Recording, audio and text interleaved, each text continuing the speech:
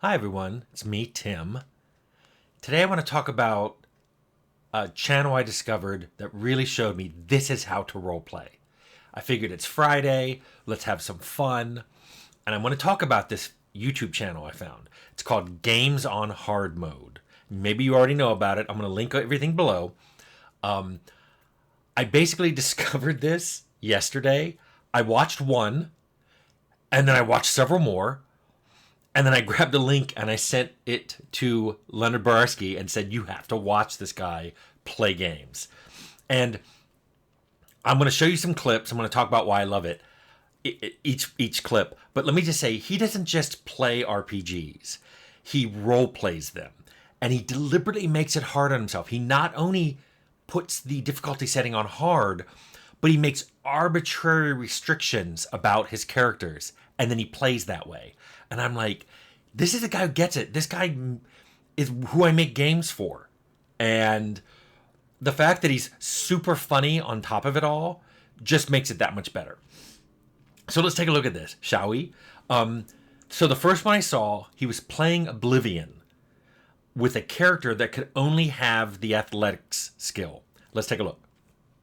This is the story of Alison Chains, a prisoner in the Imperial dungeons who was so ahead of her time that she was arrested for speeding. Okay, do you know how hard this is about what he's doing here?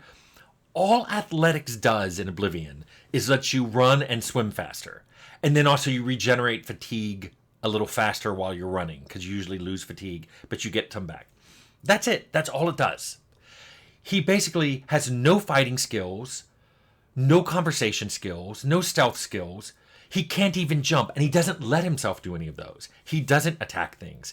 When he talks to people, he doesn't pick any of the skill dialogue options. And he doesn't even let himself jump. I mean, he gets to points in the game where you have to jump up to something, and he goes, nope, I'm not doing that. I can't do that. Now, you have to also remember that the way Oblivion works with leveling is when you use a skill, it gets better from use, and then when you've gained 10 points, you go up a level. Which means because he has no other skills and he doesn't use any of them, he will only level when he gains 10 points in athletics, and he only gets athletics by running and swimming. And it's just funny to watch him run around this world and lean into this. Like he would swim around, he would run from fights.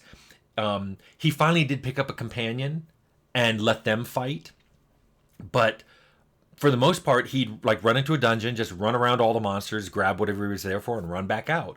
It was a very, very cool way to watch someone play. It was a deliberately hard way of playing Oblivion, which was already set to hard mode. Okay, so then I jumped to his second video, and I watched him play Skyrim with a character that only could have the speech skill. Take a look. Meet Richard the Rich, a man who laughed in the face of nominative determinism. Richard dreamed of one day owning a manor in solitude. The only thing standing in his way was his total lack of both money and talent. Okay, again, he's only going to play... He's playing this in hard mode, and the only skill he's going to level up is speech. Now, in Skyrim, speech goes up from conversations and from bartering, when you buy and sell things. And of course, all the things that can incidentally make a skill go up, like books and quests and trainers. But still, the main way of getting it up is to use your speech skill in like persuasion checks and lying checks and intimidation checks and bartering.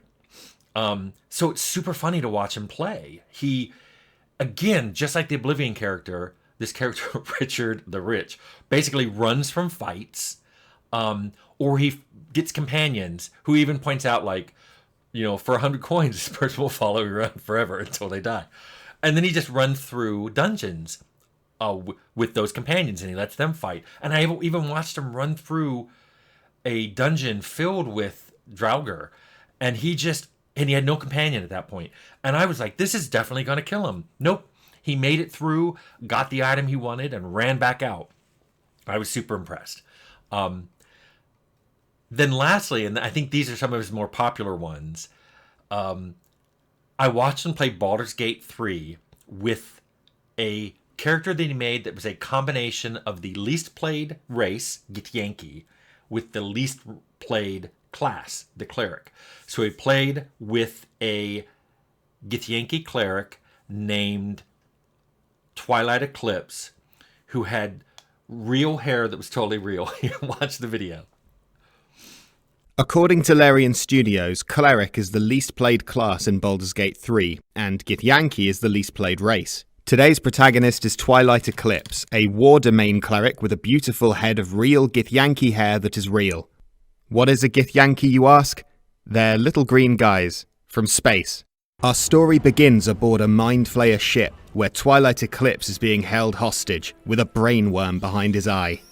When the Nautilus accidentally flew into hell, Twilight Eclipse seized the moment to escape his pod. Like a double espresso on a Sunday morning, he made his way effortlessly through the sphincter.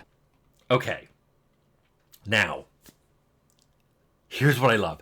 He is role-playing.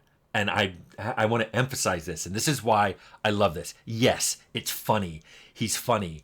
And the way he plays the character is funny. But he is super, super leaning into the role-playing aspect. He makes characters who have life philosophies. They approach everything from talking to NPCs to how they finish quests based on that philosophy. They have goals they're trying to reach. Richard the Rich's goal was to own a house in solitude. And the way they interact with NPCs and the ways they're going about the game is all because of those things. They base everything on their philosophy, and they're always trying to achieve that goal. And it's funny to watch them do it. And yes, he is incredibly, incredibly funny as he does this. But the reason I'm recommending these videos, and you can watch, all the videos are linked below, and the full videos.